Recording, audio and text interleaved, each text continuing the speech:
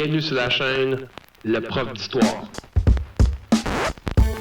La vulgarisation de l'histoire. Si tu veux comprendre l'histoire, t'écoutes cette chaîne.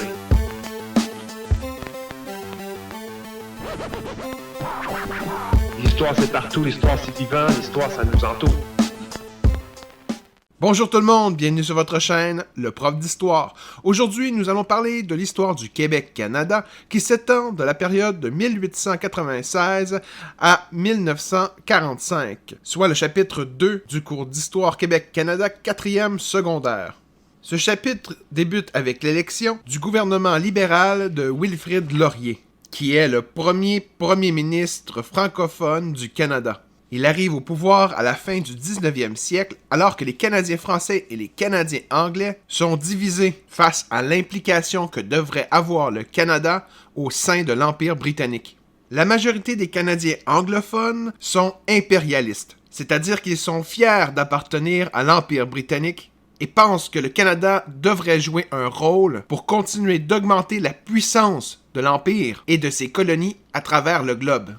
Une grande partie de ces impérialistes défendent l'idée que l'anglais devrait être la seule langue officielle du Canada et que le protestantisme y devienne la seule religion pratiquée. Le chef du Parti conservateur de cette époque, un certain Robert Borden, est un des fervents défenseurs de l'impérialisme et fait constamment pression sur le gouvernement de Wilfrid Laurier pour que le Canada en fasse toujours davantage pour aider l'Empire.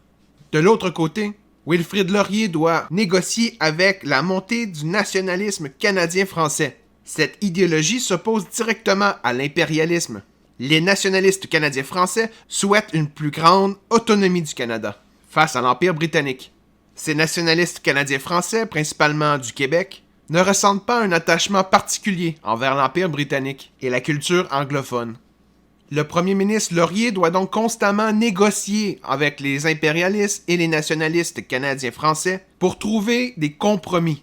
Il cherche donc à satisfaire les deux parties en même temps, sans favoriser pour autant l'impérialisme ou le nationalisme canadien-français. Il cherche à défendre une certaine autonomie du Canada face à l'Empire, sans pour autant s'en détacher.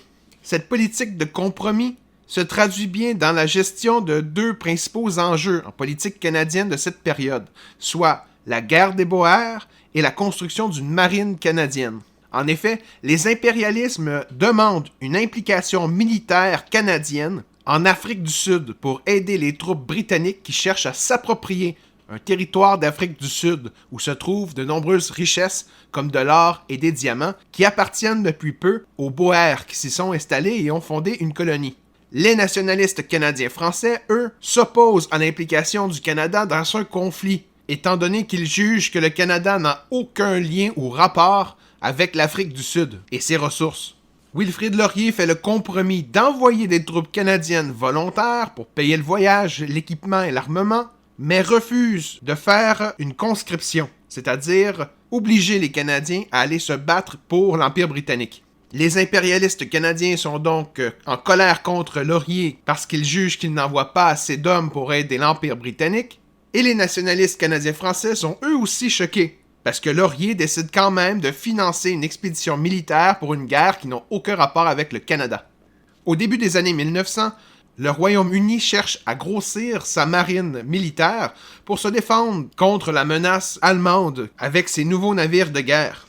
Les impérialistes canadiens veulent que le Canada donne des navires qu'ils vont construire à l'Angleterre, et les nationalistes canadiens-français, eux, s'opposent à la construction de quelconque navire de guerre car cela pourrait favoriser l'implication du Canada dans les prochaines guerres de l'Empire britannique. Wilfrid Laurier fait le compromis de faire construire une marine militaire canadienne en 1910 sans donner ses navires au Royaume-Uni. Cette décision amène encore une frustration des deux camps, impérialistes et nationalistes canadiens-français, qui seront tous deux insatisfaits. Malgré cette forte opposition politique, Wilfrid Laurier réussit quand même à faire développer le Canada au début du 20e siècle. Il continue la politique nationale mise en place par le gouvernement Macdonald en 1879, car celle-ci a fait ses preuves. Des publicités et des affiches circulent abondamment en Europe et aux États-Unis pour attirer des milliers d'immigrants qui viendront peupler le centre du Canada. Pour les attirer, on offre des terres gratuites aux paysans européens Le Canada va jusqu'à leur offrir le coût de la traversée en bateau jusqu'en Amérique. Durant cette période, le tiers des immigrants du Canada provient du Royaume-Uni, l'autre tiers d'origine européenne variée, et le dernier tiers qui provient des États-Unis et de quelques pays asiatiques. La majorité de ces immigrants vont aller s'installer dans les prairies canadiennes, un vaste territoire aux terres fertiles idéales pour l'agriculture. Les peuples autochtones qui y habitaient sont déplacés vers des réserves et les plus jeunes sont envoyés dans les pensionnats indiens du Canada. On envoie ces jeunes autochtones dans les pensionnats pour réaliser un véritable génocide culturel. Le gouvernement canadien cherche à leur faire abandonner leur langue, leur tradition et leur culture. Cette acculturation de masse se fait un peu partout à travers le territoire du Canada. Et les conditions de vie dans ces pensionnats indiens sont exécrables. Ces pensionnats indiens sont de véritables camps déguisés en écoles. Et les conditions de vie sont si mauvaises que c'est près de 30% de ces jeunes autochtones qui vont mourir durant leur séjour par la malnutrition, les mauvais traitements, des accidents et le plus souvent de maladies. Pour favoriser l'immigration européenne et occidentale, le gouvernement canadien de cette période va donc chercher à faire disparaître les nations autochtones des prairies canadiennes et assimiler les plus jeunes d'entre eux. C'est dans ce contexte d'expansion territoriale qu'au même moment, une deuxième phase d'industrialisation s'amorce au Canada. L'époque de la machine à vapeur va être remplacée par le moteur à essence et par les centrales électriques. En effet, l'électricité fait son apparition dans les villes et les automobiles font leur apparition sur les routes, ce qui représente une véritable transformation du mode de vie des Canadiens, mais aussi de l'économie. Malgré ces changements, les inégalités sociales engendrées par l'industrialisation sont toujours présentes. Le mouvement syndical continue d'augmenter au Canada et finit par faire pression sur le gouvernement. Grâce aux grèves légales, qui sont de plus en plus nombreuses durant cette période, les syndicats qui étaient majoritairement américains et maintenant canadiens font adopter plusieurs lois visant à protéger les conditions de travail des ouvriers, comme la loi des accidents de travail de 1909, la loi du bureau de placement pour les ouvriers de 1910 et les amendements à la loi des accidents de travail de 1926. Cette deuxième phase d'industrialisation développe plusieurs activités industrielles du Québec, comme les scieries, qui se basent sur l'industrie du bois, et celle des mines et transformations de métaux. Mais il se développe aussi de nouvelles activités économiques et industrielles, comme l'hydroélectricité, développée par des compagnies privées, comme la Shawinigan Water and Power Company, ainsi que les usines de pâte et papier qui se développent grâce à l'électricité. C'est Wilfrid Laurier qui est au pouvoir lors du développement de cette deuxième phase d'industrialisation. Et il poursuit la politique protectionniste qu'avait mis en place le gouvernement MacDonald, afin de maintenir les droits de douane élevés aux produits qui sont importés de l'extérieur du Canada. Le Dominion du Canada s'enrichit vite, grâce à une importante main-d'œuvre venue des nombreux immigrants qui arrivent, de l'expansion vers l'ouest et le développement de nouvelles terres agricoles qui développent la production de blé dans les nouvelles provinces de Saskatchewan et d'Alberta, fondées en 1905, et l'exportation de nombreuses ressources naturelles vers le Royaume-Uni, mais aussi vers les États-Unis. Wilfrid Laurier croit d'ailleurs que l'exportation vers les États-Unis va permettre d'enrichir encore plus le Canada dans les prochaines années. Robert Borden et le Parti conservateur impérialiste pensent qu'il faut continuer de favoriser l'exportation vers le Royaume-Uni, afin d'enrichir et de favoriser l'Empire britannique. C'est d'ailleurs un des enjeux majeurs de la campagne électorale que Wilfrid Laurier perdra face à Robert Borden, qui deviendra le nouveau premier ministre du Canada à partir de 1911. Les libéraux de Wilfrid Laurier ont tout de même réussi à mettre en place une politique basée sur le libéralisme économique, afin que l'exploitation des ressources naturelles et le développement industriel soient pris en charge par les entreprises privées, en échange de l'achat d'un permis du gouvernement ou en versant des montants d'argent en guise de redevance à l'État canadien. Mais dans ce système capitaliste, ces compagnies privées désirent toujours s'enrichir davantage et cherchent à acheter tous les compétiteurs pour être les seuls à offrir le produit ou la ressource, leur permettant ainsi d'augmenter les prix comme bon leur semble. On appelle ce phénomène le capitalisme de monopole. Dans ce contexte de rivalité économique, il est difficile pour les plus petits entrepreneurs, généralement canadiens-français, et pour les agriculteurs des campagnes québécoises, de rivaliser avec ces puissantes et très riches compagnies anglophones qui ont un accès plus facile aux capitaux auprès des banques, qui leur prêtent des sommes d'argent considérables afin d'augmenter leur puissance et leur emprise dans plusieurs secteurs de l'économie. C'est dans ce contexte qu'apparaissent en grand nombre les coopératives, qui permettent à leurs membres de rassembler tous ensemble leur argent et leurs économies afin d'avoir de grandes sommes d'argent qui pourront être prêtées aux entrepreneurs et aux agriculteurs qui cherchent à grossir et à moderniser leur entreprise ou leur industrie. C'est dans cette perspective qu'en 1900, Alphonse et Dorimène Desjardins fondent à Lévis la première caisse populaire, Desjardins, afin de prêter et d'investir auprès de la bourgeoisie canadienne-française. Durant cette même période, les agriculteurs fondent des coopératives agricoles qui leur permettent d'investir dans le développement des fermes afin de les moderniser pour qu'elles deviennent plus rentables. La puissante Église catholique du Québec constate que les coopératives permettent de réduire les inégalités sociales et économiques et d'investir dans les communautés. En 1924, l'Union catholique des cultivateurs est fondée dans le but de développer encore plus le mouvement coopératif dans le domaine de l'agriculture. Malgré tout, la majorité des Canadiens français sont pauvres et sous-éduqués. La grande majorité d'entre eux n'ont pas terminé l'école primaire car ils devaient aller travailler vers l'âge de 12 ans pour aider financièrement leur famille et gagner leur vie. Ils deviendront pour la plupart agriculteurs ou ouvriers dans les usines. C'est aussi le cas des femmes qui sont de plus en plus nombreuses sur le marché du travail.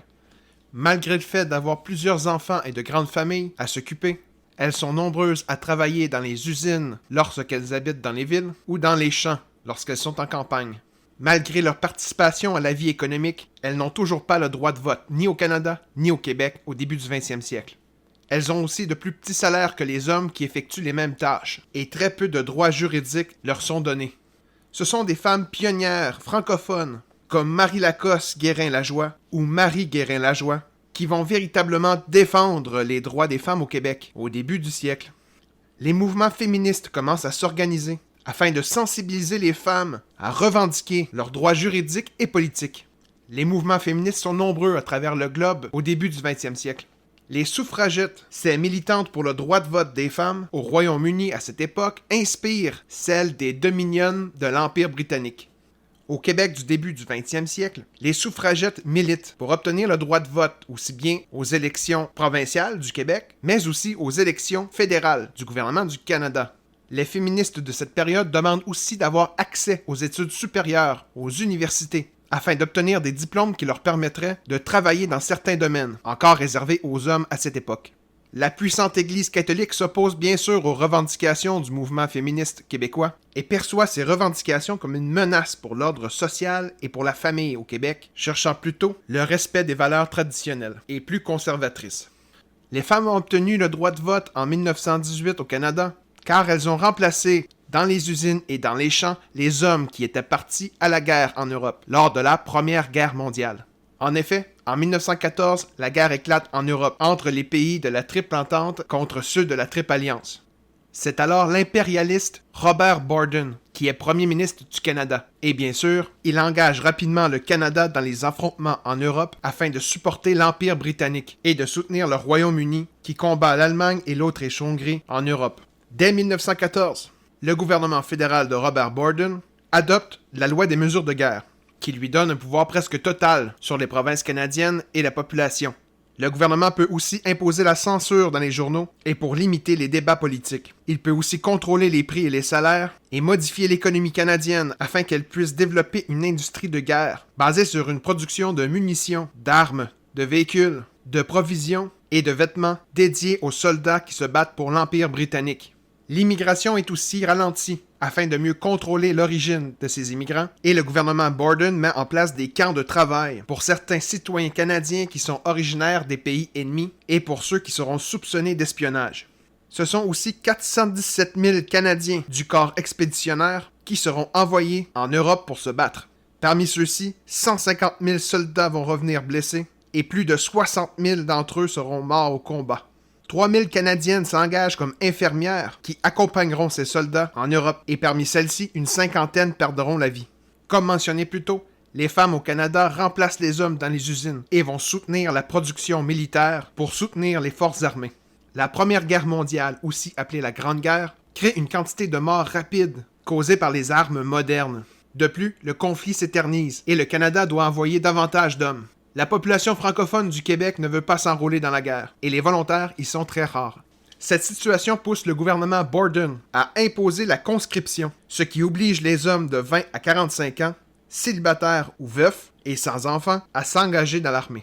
Plusieurs manifestations auront lieu au Québec pour contester cette décision. Les manifestations se transforment parfois même en émeutes et plusieurs manifestants seront tués par des soldats durant celles-ci. On appelle la conscription de 1917 et les émeutes qui s'ensuivent la crise de la conscription. L'Allemagne et l'Autriche-Hongrie défaites en 1918 rendent la Triple Entente victorieuse. Le Canada ayant largement contribué à la victoire lui permet de revendiquer une plus grande autonomie face à l'Empire britannique. Cette autonomie se traduit par une loi qui prend le nom du statut de Westminster, signée en 1931, qui donne au Canada une autonomie presque entière, mis à part le pouvoir de modifier sa constitution canadienne, qui nécessite encore l'intervention du Parlement britannique. La démobilisation de l'armée canadienne s'effectue après la guerre en 1918. Les hommes qui reviennent de la guerre ont des séquelles physiques ou psychologiques. Plusieurs d'entre eux ont vécu de véritables traumatismes après avoir vu les atrocités de cette guerre. De retour au Canada, les hommes veulent profiter de la vie. Ils veulent améliorer leur qualité de vie et se divertir davantage. Ces années d'après-guerre seront appelées les années folles. C'est durant ces années que l'industrie du divertissement se développe rapidement. Plusieurs bars et clubs de nuit sont construits. Plusieurs anciens soldats se réfugient dans l'alcool afin d'oublier les atrocités qu'ils ont vues. Les problèmes de consommation et d'alcoolisme sont nombreux, et la vente d'alcool est contrôlée par la pègre. C'est l'âge d'or de la mafia, et de véritables empires sont construits sur la vente illégale d'alcool, comme celle d'Al Capone à Chicago durant cette période. Les valeurs traditionnelles sont écartées et on cherche plus de liberté. Les femmes s'émancipent, portent des robes plus courtes, se permettent même de porter le pantalon, historiquement réservé aux hommes. Elles vont même jusqu'à se couper les cheveux très courts, et se maquiller devient accessible et acceptable pour toutes les classes sociales. Les danses plus physiques avec contact entre les hommes et les femmes deviendront une mode, comme l'emblématique danse du Charleston, en provenance de Caroline du Sud, aux États-Unis.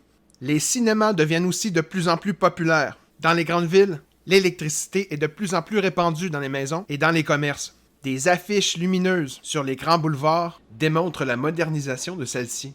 Grâce aux grèves, mouvements syndicaux et revendications, les ouvriers réussissent à augmenter les salaires et leur qualité de vie du même coup grâce à leur nouveau pouvoir d'achat. Avec l'accès à l'électricité, les familles peuvent se permettre d'acheter des électroménagers pour faciliter leur vie, comme des laveuses et réfrigérateurs. Certaines familles vont même s'acheter des automobiles. Et Montréal est la première ville au monde à inaugurer une station radiophonique en 1919. CKAC devient la première chaîne francophone en 1922. Et le gouvernement du Canada fonde la Société Radio-Canada en 1936. C'est le début d'une véritable société de consommation et de divertissement. La puissante Église catholique voit ces changements comme une menace envers les traditions et les valeurs catholiques. L'Église s'associe aux partisans du mouvement pour la tempérance, afin d'interdire la production et la consommation d'alcool dans cette société aux valeurs changeantes. Le gouvernement du Canada finit par accepter la prohibition et applique dès 1919 des mesures législatives pour interdire la consommation et la vente d'alcool. Toutefois, le gouvernement du Québec de l'époque considère l'interdiction comme trop radicale, d'autant plus que la population québécoise refuse majoritairement cette idée. Et donc, après quelques semaines seulement, la prohibition est levée au Québec, et la province deviendra un fournisseur d'alcool pour les contrebandiers qui vont vendre illégalement de la bière, du vin et des spiritueux dans les autres provinces canadiennes et même jusqu'aux États-Unis. Certaines compagnies d'alcool canadiennes vont s'enrichir durant cette période, comme la brasserie Molson, qui va doubler sa production de bière, ou encore les brasseries d'Alexander Keith à Halifax en Nouvelle-Écosse. C'est durant cette période que le nationalisme canadien-français se transforme vers le clérico-nationalisme durant les années 1920. Ce mouvement influencera le Québec jusque dans les années 1950. Le clérico-nationalisme pousse l'Église à protéger l'identité des Canadiens français qui est menacée et cherche à valoriser la famille, le mode de vie en campagne ou rural, la langue et la culture française et les valeurs catholiques. L'abbé Lionel Groulx est l'une des principales figures qui fait la promotion du clérico-nationalisme. Lionel Groulx cherche à convaincre les Canadiens français de s'éloigner des grandes villes et prône un retour aux campagnes et aux valeurs plus traditionnelles. Il cherche aussi à donner plus d'autonomie aux francophones, qui ont encore une dépendance économique à l'égard des anglophones, qui possèdent la majorité des entreprises canadiennes. la puissante Église catholique n'a d'autre choix que de s'adapter aux changements du Québec de cette période. Elle va donc participer au mouvement ouvrier de cette période et créer un syndicat, la Confédération des travailleurs catholiques du Canada, CTCC, dans le but de remplacer les organisations syndicales qui proviennent des États-Unis et qui sont principalement laïques. Cela permet donc à l'Église de se rapprocher du peuple, majoritairement canadien-français, et de le protéger contre les valeurs et le contrôle de la bourgeoisie anglophone et protestante. Malgré tout, durant les années folles, les Canadiens s'endettent, avec l'accès au crédit, qui leur permet d'acheter plus qu'ils ne pourraient se permettre. Cet endettement est global dans la classe ouvrière et même dans la bourgeoisie. Ce surendettement finit par ralentir les dépenses de la part de la classe ouvrière. Les compagnies qui finissent par moins vendre vont diminuer leur production et renvoyer certains ouvriers, qui eux-mêmes ne pourront plus dépenser. Ce cercle vicieux, très dangereux pour l'économie capitaliste, déclenche le crash boursier de 1929. Ce fameux jeudi noir, où les actions de la bourse de New York dégringolent. Les investisseurs américains vendent leurs actions à perte et de nombreuses entreprises vont faire faillite. C'est la plus grande crise économique de l'histoire qui va se dérouler entre 1929 et 1939, soit près de 10 ans.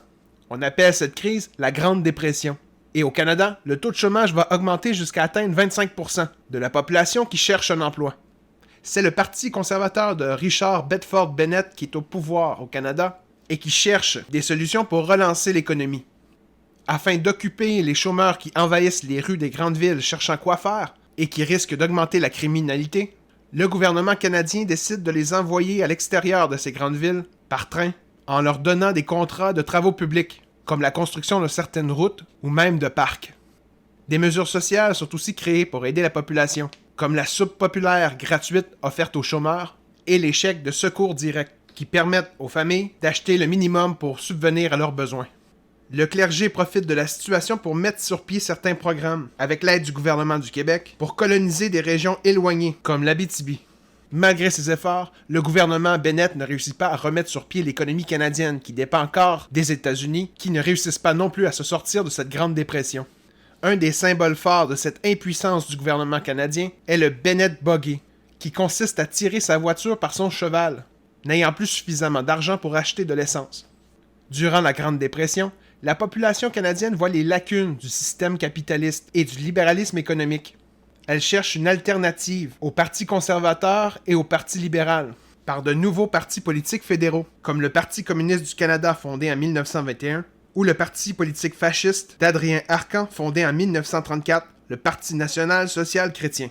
Dans la province du Québec, c'est le parti de l'Union nationale, que dirige Maurice Duplessis à partir de 1936, qui remporte les élections. Les valeurs de ce parti politique sont plus conservatrices et traditionnelles, et se rapprochent beaucoup des valeurs du clérico-nationalisme. C'est durant cette période qu'éclate en Europe la Deuxième Guerre mondiale, qui débute en 1939 et qui se terminera en 1945.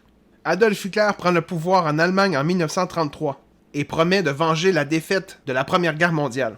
En s'inspirant du régime fasciste italien, Hitler réussit à relancer l'économie de l'Allemagne et remet sur pied une des armées les plus puissantes au monde. Il lance alors l'Allemagne dans une guerre d'invasion des pays européens qui l'entourent. La France et le Royaume-Uni vont s'interposer et déclarent tous deux la guerre à l'Allemagne, suivi du Canada, qui cherche à aider une fois de plus le Royaume-Uni et son allié français. Une fois de plus, la loi des mesures de guerre est appliquée dès le début de la guerre, et c'est le retour à une production de guerre. Au Canada, on construit des chars d'assaut, des navires, des avions, des munitions, des bombes, des armes à feu pour l'armée canadienne, ainsi que des aliments pour fournir en provisions les soldats des armées alliées. Pour cette Deuxième Guerre mondiale, il manque encore de volontaires. Et malgré la promesse du gouvernement fédéral de ne pas imposer la conscription, un plébiscite est organisé. La majorité des Canadiens français vont refuser la conscription, mais les Canadiens anglais acceptent en majorité, ce qui pousse le premier ministre du Canada de cette période, William Lyon Mackenzie King, à imposer la conscription en 1944. En tout, ce sont près de 600 000 Canadiens qui seront envoyés au combat durant la Deuxième Guerre mondiale. 53 000 d'entre eux reviendront blessés et 42 000 autres en mourront. Les femmes participent aussi à l'effort de guerre, car c'est plus de 44 000 Canadiennes qui vont devenir secrétaires, mécaniciennes, cuisinières, infirmières, et plus de 16 000 qui vont s'enrôler dans la division féminine de l'aviation royale canadienne et dans la réserve féminine de la Marine royale du Canada. Sans oublier les 265 000 femmes qui vont travailler dans les usines pour produire le matériel nécessaire à cette guerre. Ce chapitre de l'histoire canadienne se termine avec la fin de la Deuxième Guerre mondiale en 1945. Le Canada et ses alliés en sortent encore une fois victorieux, mais la démobilisation et le retour à la vie quotidienne pour ces soldats demeurent une fois de plus un enjeu de taille.